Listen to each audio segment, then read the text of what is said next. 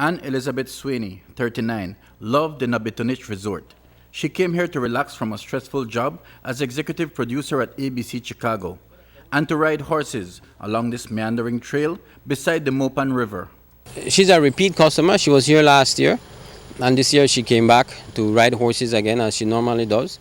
And before she goes riding, she has breakfast and then she does her stretches. And as normal, she went down to the yoga platform and went to do her stretches, her yoga. That's the last time she was seen alive, unfortunately. Sources tell us Anne stopped to talk to one person at around 8:10 on her way down to the wooden deck where she did her yoga. An hour after that, a vehicle passed that area and Swaney wasn't there. Just her belongings, her boots, clothing, a bag with a tablet, a bottle of water, a can of bug spray, and her yoga mat.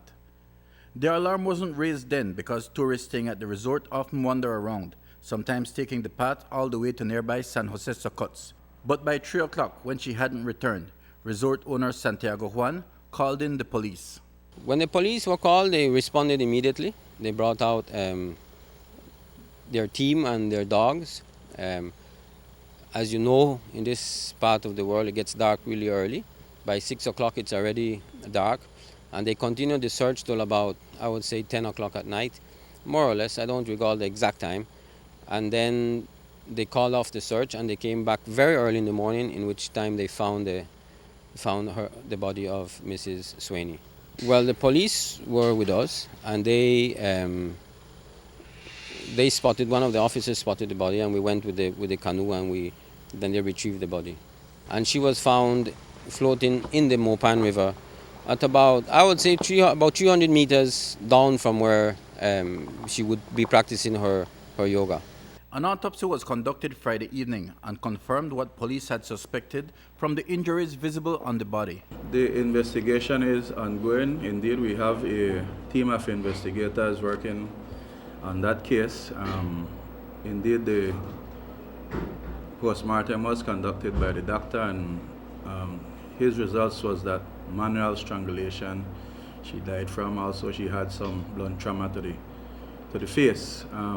We have officers again combing the area as we speak, continuing, and we're following up on all leads. I do know that we had one individual detained for general questioning, a Guatemalan national.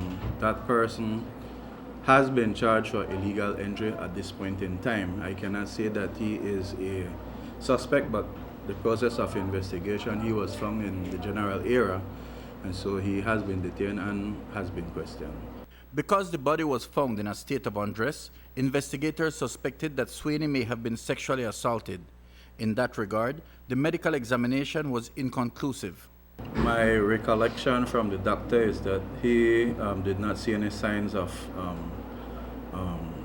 that occurring, but nonetheless I know that swabs have been taken for further analysis.